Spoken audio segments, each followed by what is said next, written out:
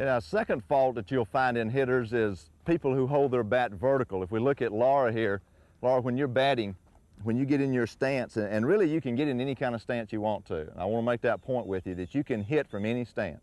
You can hold the bat anywhere. The stance is just kind of a starting point.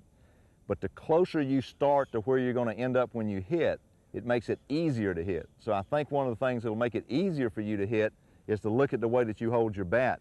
Tammy a minute ago was holding a bat that was too heavy, so she couldn't control it. You've got a bat that when you get in your stance, you're holding almost straight up and down, what we'd call vertical.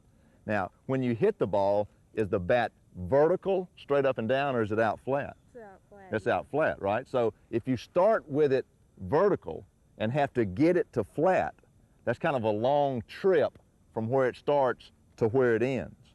So if you can start in your stance with a bat that's a little bit flatter, more like this, then straight up and down, it'll make it where your bat's what we'd call quicker. You probably hit the ball late a lot of times, don't you? Mm-hmm. Yeah, and it's not because the bat's too heavy. This bat feels good, but you're starting with it straight up and down. And so, in a way, you don't have control of your bat because of where you started with it.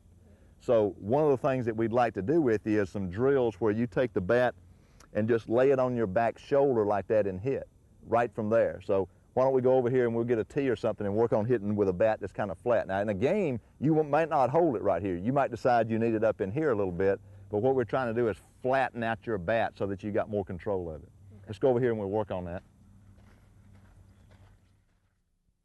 Okay, what we're going to do, you go ahead and get up to the tee, and I'm going to use some safety balls so it won't hurt the fence, either rag balls. I may even stick some plastic ones on here.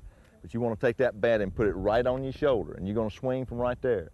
You want to do everything else the same way. Stride, attack the ball, whatever else you do. But you want to swing the bat from right there without moving. It just helps you learn to get the bat a little bit flatter and see what you can do with it. Now when you go back in the batter's box, we'll get it back off your shoulder a little bit probably. Okay. But let's just work on it here like that. And I'll keep putting the balls on the tee for you. All right, good, okay.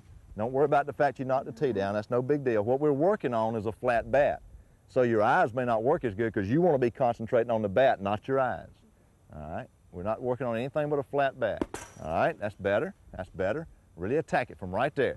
That's it. So you don't have to get that bat all wound around up in there to be able to swing hard. Right there off your shoulder, just ripping from right there. Hey, really good. That's a good one.